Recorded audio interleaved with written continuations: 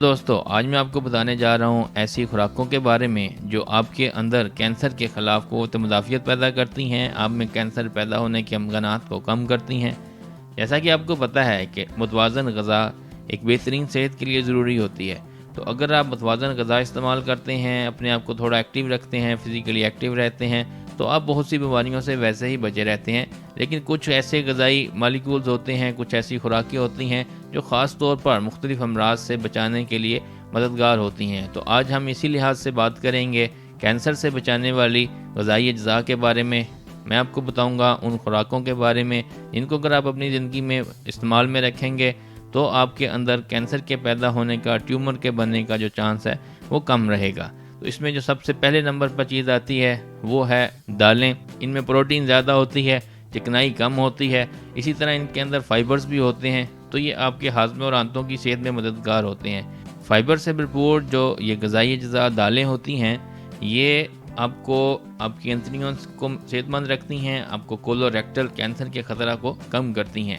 اس list کے اندر جو دوسرے نمبر پر چیز آتی ہے وہ ہوتا ہے دلیا۔ دلیے کا سادہ ناشتہ کینسر سے بچنے میں بہت مددگار ہوتا ہے۔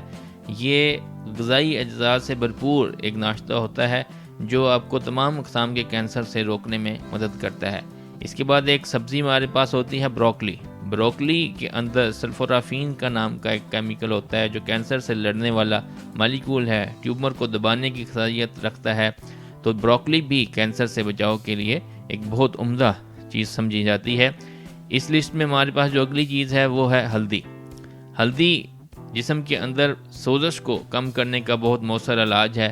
یہ سوزش کو کم کرتی ہے، یہ کینسر کے اثرات کو روکنے میں اور کینسر کو پھیلنے سے روکنے میں بہت مددگار ہوتی ہے۔ کہ ہلدی کے بارے میں سمجھا جاتا ہے کہ یہ جلد کے کینسر، معدے، بڑی آنت اور چھاتی کے کینسر کو بچانے میں ایک بہت مددگار چیز ہے۔ اسی طرح ایک ہمارے پاس بہت ہی عام استعمال کی چیز ہے ٹماٹر۔ ٹماٹر جون سا ہے اس کے اندر اینٹی آکسیڈنٹ لائکوفین پایا جاتا ہے۔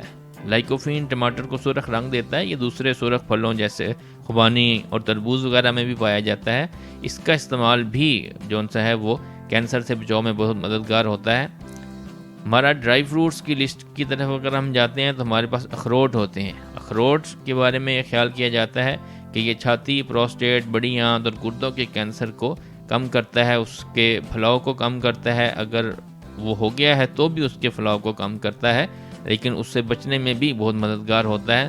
اخروٹ میں اومیگا 3 فیٹی ایسڈز ہوتے ہیں جس کی وجہ سے اخروٹ جو ہے وہ صحت کو بہت ایکٹیو رکھتا ہے، بہت بہتر رکھتا ہے اور آپ کے اندر کینسر کے اثرات کو کم کرتا ہے اور کینسر کے ہونے کے چانسز کو بھی یہ کم کرنے میں مددگار کرتا ہے۔ تو اس طرح صحت مند اور متوازن غذا نہ صرف آپ کی مجموعی صحت کے لیے فائدہ مند ہے بلکہ کینسر کے خطرے کو بھی کم کر سکتی ہے، اور کینسر لاحق ہونے کی وجہ چونکہ اب یہ ثابت ہو چکی ہے کہ یہ ناقص خوراک، موٹاپے، کم جسمانی مشقت اور بہت زیادہ شراب نوشی وغیرہ سے ہوتا ہے۔